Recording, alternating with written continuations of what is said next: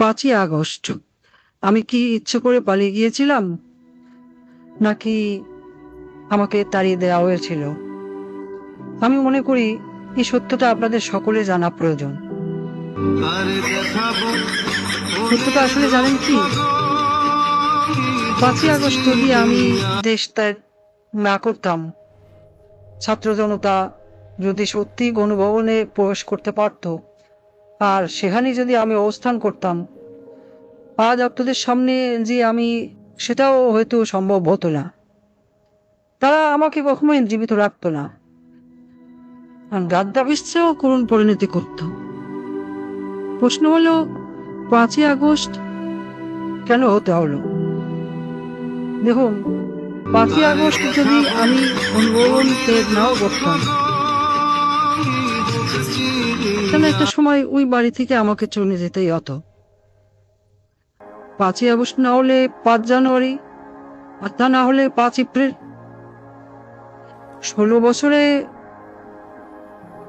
মানুষের মনের মধ্যে জন্ম হওয়া ক্ষোভের বিস্ফোরণ, সেটা আজ হোক কাল হোক হতোই। পরপর 3টি নির্বাচনে দেশের প্রজন্মকে ভোট দিতে দেয়নি। তারা আমার উপর যেভাবে খেপেছিল, আমার পতন না করে তারা ঘরে ফিরত না। আসলে আমার পরিবার পরিজন আর দলের নেতাকর্মী, তারা এই যে দেশে যে পরিমাণ দুর্নীতি, লুটপাট আর রাজধানীর রাজত্ব কায়েম করেছিল, শক্ত হাতে তা দমন না করতে পারাই হয়তো আমার রাজনৈতিক জীবনের সবচেয়ে বড় ব্যর্থতা। বা নিজের ভয়ের কথা যদি বলি, আমি চেয়েছিলাম দেশকে উন্নত করতে, কিন্তু বলে গিয়েছিলাম সুশাসনের কথা, জনগণের ভোটের অধিকারের কথা। কিন্তু প্রশ্ন হলো, ঘৃণা কি শুধু আমার একার প্রাপ্য? আমি কি একা একা এই দেশ রোধ করেছি? আমার তো একটা পরিবার ছিল, একটা বড় দল ছিল। তারা তো উন্নয়ন উন্নয়ন বলে সবসময় কান ঢালাবলা করে ফেলতো। তখন কি কেউ আমাকে বলেছিল, আপা উন্নয়ন করেন, কিন্তু ভোটের অধিকারটাও জনগণকে দিয়েন? কেউ বলেছিল? আমি এত বড় ভুল পথে চলে গেলাম, আমার পরিবারের কোনো সদস্য আমাকে কোনদিন একবারের জন্য বলেছিল? কেন? আমি কি শুধু তাদের কাছে টাকা কামাই করার মেশিন ছিলাম?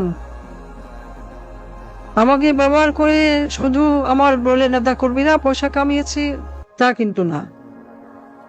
আমার নিজের আপন বোন, সে তো রাজনীতির রও জানতো না, কোনোদিন রাজনীতিতে নাম লেখায়নি, কিন্তু দেশের ব্যাংকগুলো থেকে 12 আনার টাকা পয়সা সব লোন নিয়ে গেছে। লন্ডনের ব্যাংকগুলোতে যে টাকা আছে, সেগুলো তো কোথার দৈত্য বিয়ে দিয়ে আসেনি। আর যেসব পুলিশ সদস্য আমার কথা শুনে ছাত্রদের উপর গুলি চালিয়েছে বলা হচ্ছে, তারা কি শুধু আমার ক্ষমতা রক্ষার জন্য গুলি চালিয়েছে, নাকি নিজেদের সম্পদ রক্ষার জন্য গুণ খুন চালিয়ে সম্পদ যেভাবে কামাচ্ছিল তা যেন চালাতে পারে, সেজন্য গুলি চালিয়েছিল? এত এত রক্তপাত তারা করলো, তাদের দিকে থুতু দিচ্ছেন না কেন? ঘৃণা কি শুধু আমার একার প্রাপ্য? কোথায় আসবে নজির? সে তো আমি ক্ষমতায় থাকতেই দেশ থেকে পালিয়েছিল। 50,000 টাকা বেতনের চাকরি করে সে কিভাবে 20,000 কোটি টাকা কামিয়েছে? হ্যাঁ, আমার ব্যর্থতা, আমার ক্ষমতা ব্যবহার করেই তো এরা এত সম্পদের মালিক হয়েছে। দেওয়ার প্রশ্ন, যত সব ঘৃণা, সব কি আমার একারই প্রাপ্য? সবকিছুর জন্য যেন আমি একাই দায়ী, এই প্রশ্ন আমি রেখে পরমাণু বিদ্যুৎ প্রকল্পে $12 বিলিয়ন থেকে $5 বিলিয়ন আত্মসাতের অভিযোগ উঠেছে। শেখ রেহানা কেন এত টাকা দাবি করলো?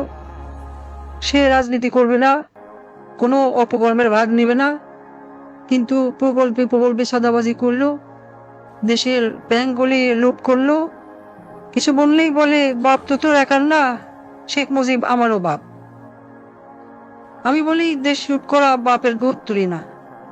এই দেশে হয়তো এমন মানুষই বেশি ছিল যারা আমাকে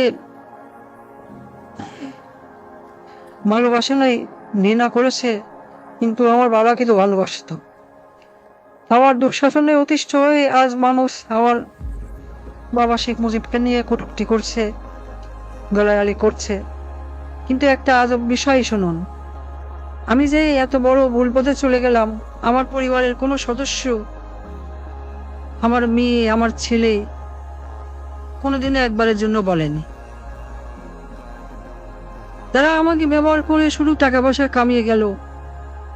আমার আপন বোন, সেও কিন্তু সেই পথেই হাঁটলো। সে কি কখনো আমার বাবার সম্মানের কথা ভেবেছিল? বঙ্গবন্ধু তো তারও পিতা ছিল। সে কি করলো? কিছুদিন আগেও আমাকে নেত্রী বলে রাখলো। আমি জানি আমার প্রাপ্য, কারণ আমি যা করেছি তা কখনোই ক্ষমার যোগ্য অপরাধ না। রাতে যখন ঘুমোতে যাই, আমার দিনগুলো আর রাতগুলো এখন একই রকম। আমি জানি না ঘুমাতে কেমন লাগে, জানি না শান্তি কাকে বলে। আমার ঘরে প্রতিদিনই এখন মানুষ আসে, আমার চারপাশে দাঁড়িয়ে থাকে। আমি জানি না তারা মৃত নাকি জীবিত। আমি আয়নার দিকে তাকাই, কিন্তু নিজের চেহারা দেখতে পাই না। দেখি রক্তমাখা হাত, পা, মাথা। আমি চিৎকার করে বলি, আমি তো দেশ বাঁচাতে চেয়েছিলাম, কিন্তু সেই কণ্ঠগুলো আমার কথা শোনে না। তারা আমাকে বারবার প্রশ্ন করে, আমাকে কেন মারলেন? আমার মায়ের কাছে ফিরিয়ে দিন। আমি ক্ষমা চাই না। আমার মতো নরপিশাচের কোনো ক্ষমা হয় না। আমি এক পাপী, আমি এক মহাখনি।